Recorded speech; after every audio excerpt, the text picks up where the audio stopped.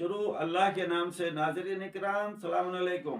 میں علی قمر کاظمی رسول پور گہلوڑی میرٹھ سے آپ کی خدمت میں پیش کر رہا ہوں وہم اور اندھ کے خلاف ایک سلسلے وار گفتگو، جس میں آپ پائیں گے ہمارے ریسرچ سے کچھ نئی باتیں۔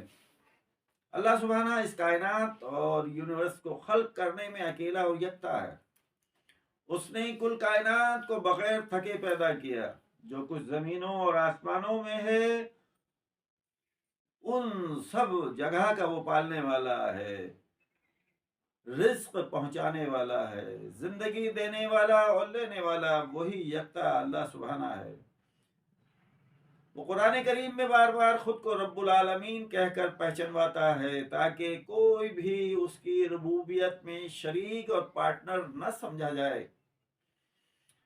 اس نے مختلف جانداروں کی پرورش اور تربیت لوگوں کے حوالے کی، مثلا بچے کی پرورش ماں باپ کے حوالے، جانوروں کی پرورش ان کو پالنے والوں کے حوالے، مگر ان میں کسی کو ان کے رب کا درجہ نہ دیا، اور نہ ہی کسی کو یہ مغالطہ پالنے دیا کہ تربیت اور پرورش کرنے والا خود کو رب سمجھے۔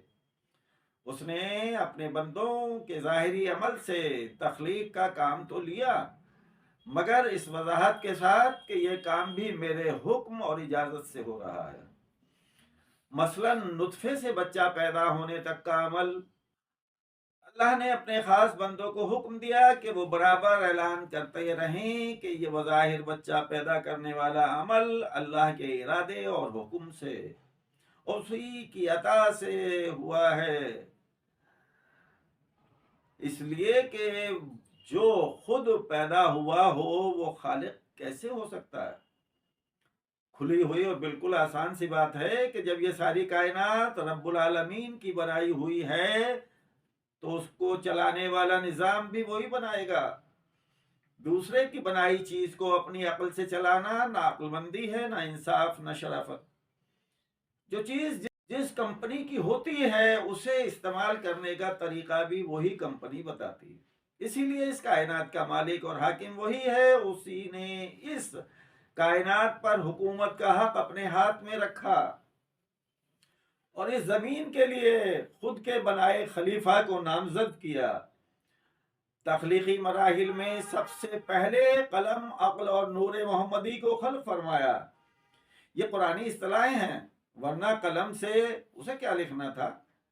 قلم چلانے کے لیے ہاتھ کی ضرورت ہوتی ہے، اور اللہ جسم و جسمانیات سے بری ہے، تو یہ علامتی باتیں ہیں۔ اصل میں قلم، عقل اور نور محمدی ایک ہی چیز کے تین نام ہیں۔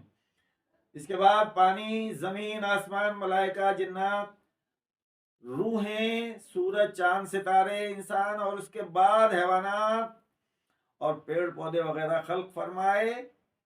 اب ذکر فرشتوں کا۔ اللہ نے تمام فرشتوں کو نور سے خلق کیا۔ مادہ ان کی تخلیق میں نہ ہونے کے سبب یہ عام حالت میں مادی نگاہوں سے نہیں دیکھے گئے۔ ہاں اگر اللہ چاہے تو یہ ممکن ہے۔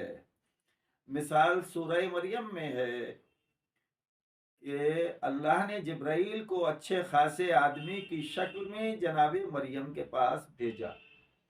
اللہ سبحانہ نے کیونکہ فرشتوں کو نور سے خلق فرمایا، اسی لیے یہ نوری مخلوق تمام تر خطاؤں سے بری ہے۔ ملائکہ، موکل یا فرشتے ایک لمحہ بھی اپنے خالق کی اطاعت سے باہر نہیں ہو سکتے، ان پر اللہ کی قہری اطاعت واجب ہے۔ مثلا اللہ نے خاکی بندے کو سجدے کا حکم دیا، سارے فرشتے بغیر کسی حجت کے سجدے میں گر گئے، کسی نے ابلیس کی طرح اعتراض نہ کیا۔ یہ تو اچھا ہوا کہ ہم وہاں نہ ہوئے، ورنہ ہم بھی اس مسئلے میں ابلیس کا ساتھ دیتے، اور ممکن ہے سجدہ نہ کرنے کی وجہ ابلیس سے بھی اچھی گھڑ لیتے۔